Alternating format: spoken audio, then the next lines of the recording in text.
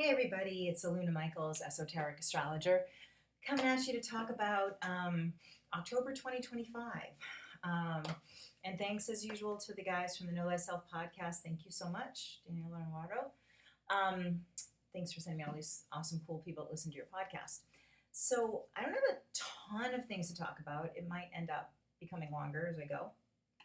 And I hope it doesn't sound too obscure or something, because there's a lot of outer planet transits going on, or outer planet things that are affecting us. So one of the things is that the planet Pluto is going to move direct this month. So as you remember, all the planets go retrograde and direct except the sun and moon. We often think just of Mercury retrograde, but the outer planets are pretty much retrograde for half of the year and then direct for half the year. So it's not the hugest deal that they either are retrograde or direct, but when they turn direction, it impacts us. So, and I'm going to also talk about Uranus and Neptune too doing certain things. So like all those outer planets, the three transpersonal planets we call them, Uranus, Neptune, and Pluto, all kind of doing something.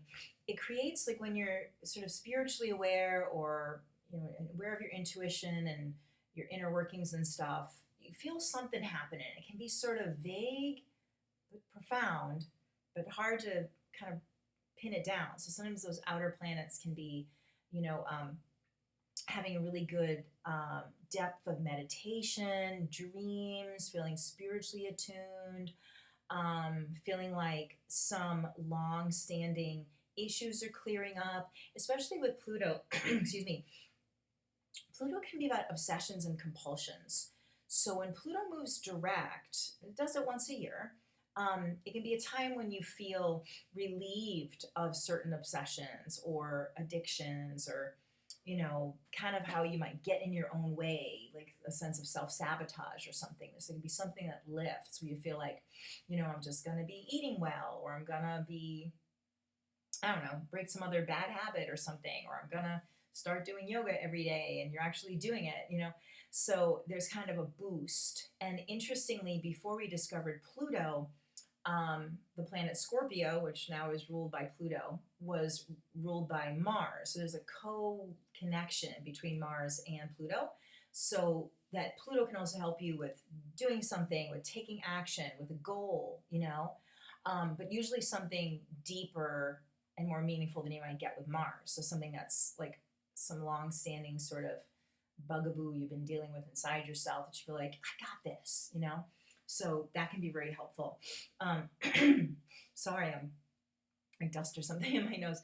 And also it can be some positive things with finances. So just collectively, that can be good for Pluto going direct. When I mentioned Neptune, Neptune is going to go back into Pisces. So Neptune already is retrograde. So Neptune's going to go, it was in Aries. That's a big deal when these planets change signs. So as you remember, Pluto was going back and forth between Capricorn and Aquarius, and now it's totally in Aquarius. We're not going back into Capricorn, even if it retrogrades. Neptune went into Aries, and then it's going to pull back into Pisces just one time, and that's going to be basically from the third week of October, like the 24th, and goes back into Aries for good around January 27th or so. So 1, 2, 3 months is going to be in Pisces. Now, on a good side, Neptune in Pisces, Neptune in general is always about meditation and spiritual attunement from kind of like a heart-centered, whereas Pluto is like the depths of you and like some sort of primal sense of connection and like tapping into this sort of collective intensity of triumphing over things, whereas Neptune is like, oh, my heart chakra is open and I'm connecting to that sort of collective, So Neptune is always that, but Pisces is the planet linked with Neptune. So when Neptune is in Pisces, it's even more of this mystical nature and things like that. But we've done 14 years of Neptune in Pisces. That's how long Neptune stays in one sign. And we're like, oh, yay, it's in Aries. It's like, oh, back into Pisces. Okay. This little wrap up. And there's just a lot of things I think with that re-emerging into Pisces for that 3 months. It's like, how are you fooling yourself? How are you deceiving yourself? It's, I mean, I don't quite say the dark side of Neptune in that sign, but it's kind of like mopping up the old stuff about it, which is the more difficult side of any time Neptune itself can be about self deception. But especially when it's finishing up the end of a sign, because Neptune can also be about these heartfelt goals and doing the best for yourself and others. So it's kind of like, let's just go back and clean up some other stuff over here. And then we're going into Aries again. And so much about the sign of Aries is dispelling the cobwebs in your mind and illuminating the fogginess and stuff. So it's a little bit like going back into the fog, but it's more like, I know these tricks. So within my own psyche or whatever, and especially with the Pluto going forward, there's that sense of triumphing over the old stuff. So it shouldn't be too slippery of a slope, but just kind of like, that, I don't want to do that, or I don't want to go into old thought patterns, tearing yourself down, or whatever the kind of stuff it is, It's still, Neptune, when it does change signs, it makes us aware of itself, or retrograde or direct. So it's like, okay, let's be more aware of meditation, or the tuning in to the energies and spiritual, mystical stuff like Neptune represents. So then, in a good level, it's making you aware also of meditation and even your creativity and things like that. Okay. So then Uranus, and this is a little ahead of time because I'll talk about it more in November, but Uranus will be going back into Taurus, but that's like on November 7th, but it's kind of close enough that we're also feeling Uranus is about, it went into Gemini. Uranus is in a sign for 7 years. So it's like, oh boy, a new sign, and Uranus is more about like the crown chakra, or maybe the third eye kind of chakra, the sixth chakra. And it's your mind being kind of lit up with new ideas and being out of the box and being excited, enthusiastic. And so, yay, we're in a new sign. And say, oh, we're popping back into the next sign, the previous sign rather. So there's also that feeling that we're going to, revisit, Uranus is going to revisit its own previous sign. And so again, this is kind of a subtle feeling of, okay, what's going on, or something's going on. And it's just kind of tying up loose ends, as you are simultaneously going into the future. It's like making sure this stuff is staying in the past, or it's tied with a bow, or you don't feel drawn back for any reason. Like you can really like look forward, So these next few months, October starting this, going into April, because that's when Uranus will be back in Gemini. So it's kind of this getting used to all these new planets, these Uranus, Neptune, Pluto being in new signs. So it's getting your footing in this new world and it's very cool the way the Uranus, Neptune, and Pluto are working with each other in the certain angles that are very useful. Like it's kind of like, if the apple is on the tree, you just reach up and grab it. So people that are more spiritually attuned or looking for higher goals in your life or whatever, it's like they're within reach. And so there's just the sense of being ready for anything's possible kind of a thing in your life. And just being aware of what could hold you back, or what needs to be done over here before you go toward the future.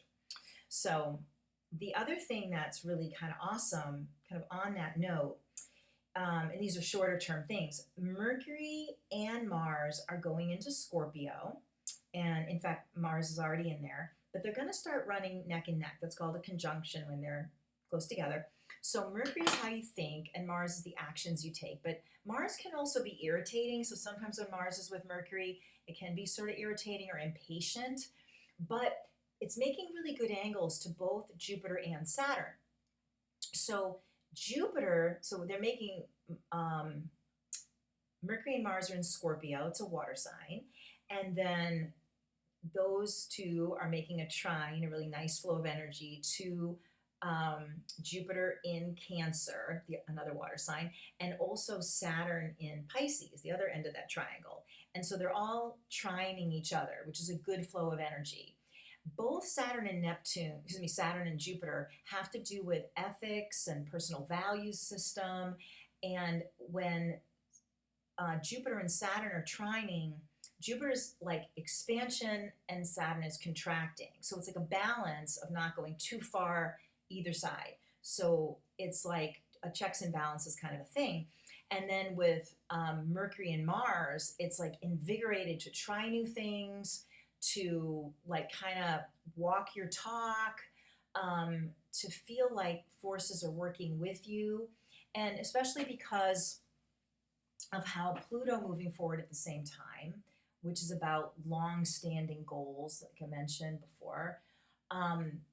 Mars and Mercury being in Scorpio, which is Pluto's sign, also has that idea of like things that you thought might not have been possible can be possible. They can be happening, that you've been persistent and had these breakthroughs, if it's financially, if it's personally, if it's, again, overcoming weird addictions or obsessions, and just feeling like you're not working at cross purposes to yourself. You're not sabotaging yourself. And relationships can be going really well, being able to communicate well with others.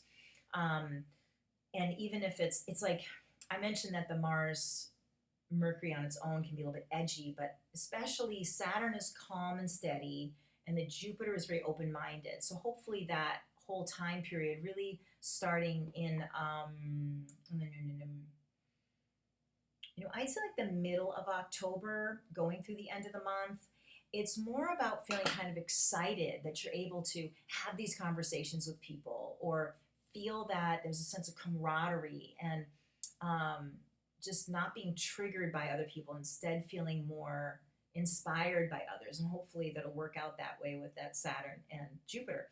So Mars and Mercury move faster, but we're going to be left with that Jupiter and Saturn trine, because they're both moving slower and they're both changing direction to go forward and retrograde and all this stuff, which is kind of great because it keeps that trine through October, November, and even part of December.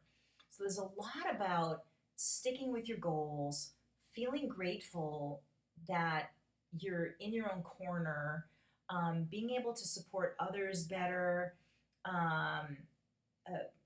There's just a sense of, because I think when, like, Saturn can be like, well, I can't, if I want to have a goal, I have to cut back on something else, but with the Jupiter there, it's like, you can kind of have it all, and you don't have to restrain yourself too much. And the goals and the results are just happening kind of naturally, but they're based upon all the hard work you've done before. But it just feels like you don't have to sacrifice too much to be happy and be fulfilled. So that's kind of a nice thing with those planets. So in general, it's kind of a nice month, and a sense of empowerment. And I know a lot of people have been feeling a lot of fear lately, obviously with things going on, but I feel like there's a sense of that even if you're afraid or feeling vulnerable, it's a sense of tapping into a collective sense of courage, which doesn't necessarily mean you're not feeling fearful, but people taking action even though fearful, or even on a subliminal level, people tapping into the courage of others or the strength of others, or you might have a friend who's feeling stronger one day than you are, and then you sort of trade off each other's strengths to help each other forward. And there's a part of being like your own courage being part of a collective, kind of a big pot of soup almost, and somebody can go and take that and have that nourishment even if they're not feeling it, or you can go in and get it if you don't have it that day. But there's kind of a sense of being, we're all in this together, and that can feel like a light in the darkness with all of these planets moving as they are. So for what that's worth. So if you want to have a session with me, lunamichaels.com, and you could fill out a little form there to have me contact you, or my phone number is 248-583-1663, where you can call or text. Sometimes I don't see the YouTube comments, but practically never at this point. I have to go on there and check, and then sometimes I forget till later. So, anyways, hope you guys are hanging in there. I think it will be a good month. And well, bye bye for now, and I'll see you next month.